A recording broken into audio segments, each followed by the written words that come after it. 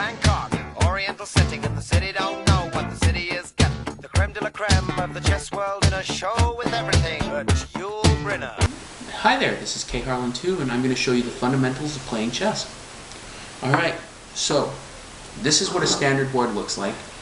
Well, not a standard one, this is my travel size. But, so basically this is how the field is set up normally. What you're going to do is the king is always on the opposite color of its square.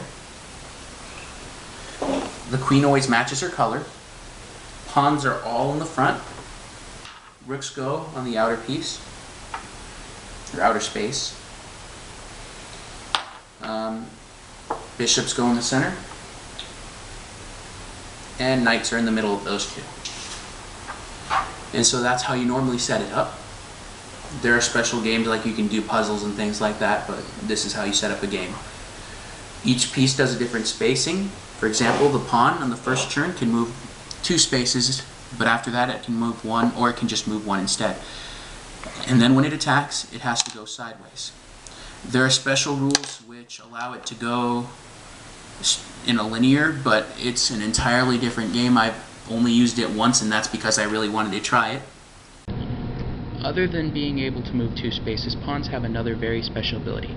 When it gets to the other side of the board, it's able to turn into any piece. So you can walk away with another queen or another knight, which can be very helpful in your game. Knights are very special pieces because they're able to jump over other pieces to get to its position. Basically, it moves in an L shape. 3 on one side and then left or right 1. They have to go in that position, but it's really great because they're able to jump over pieces, and so you can take things that normally you shouldn't be able to take. Rooks are only able to move in straight lines, meaning that they're able to pretty much take whatever is in their line of sight, but if there's something diagonally, it can either get taken, or by the time you go to get it, they'll move it another space.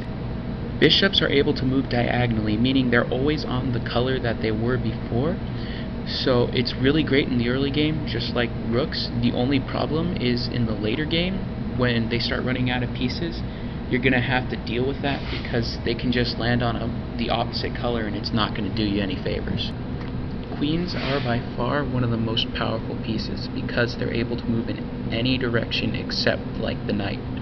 That means they can move in straight lines and diagonally.